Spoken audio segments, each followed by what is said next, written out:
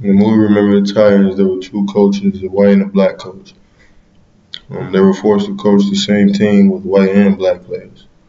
This was in Virginia in the 1970s.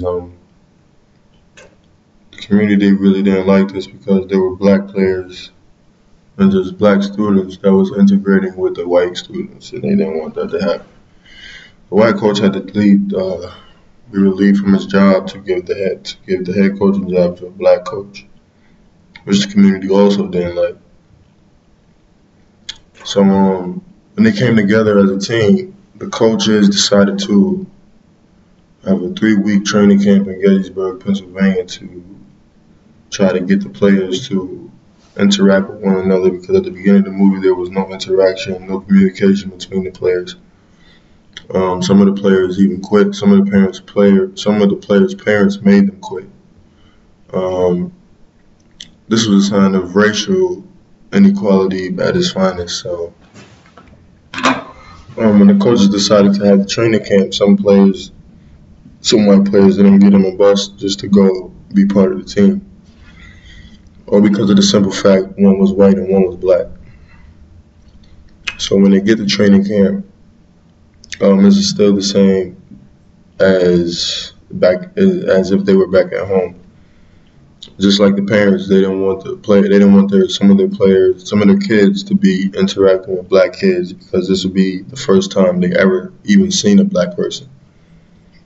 So it was riots, and they were boycotting for the black people to leave, although the black players wanted to be there, but they didn't want to. It was the only option they had because their school was closed down. So when they get to training camp, the coaches decided to put each player that played the same position, black and white, to stay in the room together. So when they did that, they decided to do that. So they got to know each other a lot. Before they could leave, they had to know each and every exact thing about the person that they room with, and it was kind of astonishing because the white players didn't realize all that the black players had to go through just to get to this point. So at the end of that, when they decided to buy into what the coach's decision was trying for them to be, things got better between the team, not in the community though.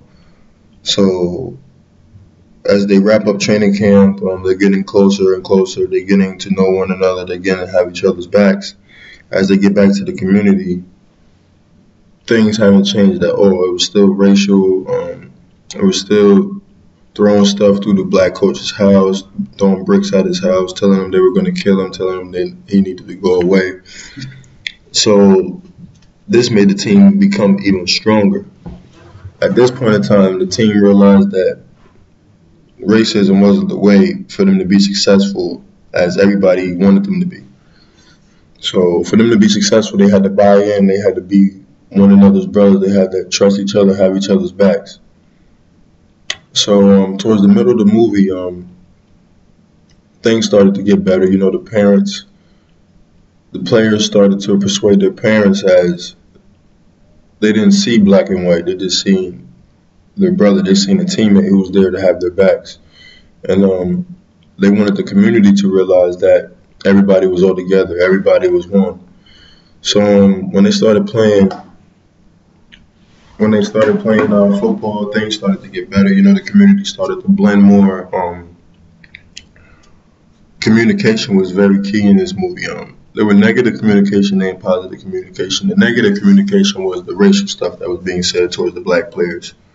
Told them that they weren't good enough, they shouldn't be here, boycotting them for them to leave, trying to do everything in their power to get them out of their team. And the positive communication was between the players mostly. They depended on one another, they had each other's backs. They knew right from wrong. They weren't part of the racial inequality as the community was. Even the police started to be more on the side of the athletes, knowing that if the community wanted to be successful, for the football team, they had to buy into what the football team was also doing. So, in one specific scene, Brotier, who was the white linebacker, got in a car accident and he was paralyzed from the waist down. And the first person there was his brother, Williams, the black linebacker, the person that he stayed with at the Gettysburg, Pennsylvania. He was the first person there by his side. That was the first person Brotier wanted to see. At this point in the movie, this brought the whole community together to see that it didn't matter if you were black or white or yellow or brown. It didn't matter as long as you had your brother's back and you were there for one another and you trusted one another. That's all that matters. So as the people in the community see this, they start to buy in even more. The community starts to come together as a whole, not just the white people separated from the black people. They all come together as a whole. They started to stay with one another. They started to talk to one another, have dinner with one another. Things started to go up for the community and also for the football team, which made them even more successful. So by the end of this, things changed and had to, things changed and they had to become a team. So when this happened, the community decided that racial inequality wasn't the way to go. You had to be, I wouldn't say fake, but you had to do what you had to do just to survive. Communication was key. At the end of the movie, everything became great.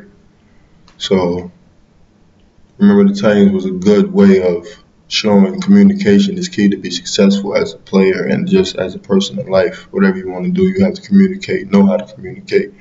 Not just the way you want to communicate, but sometimes you have to buy into what's going on around you to be successful.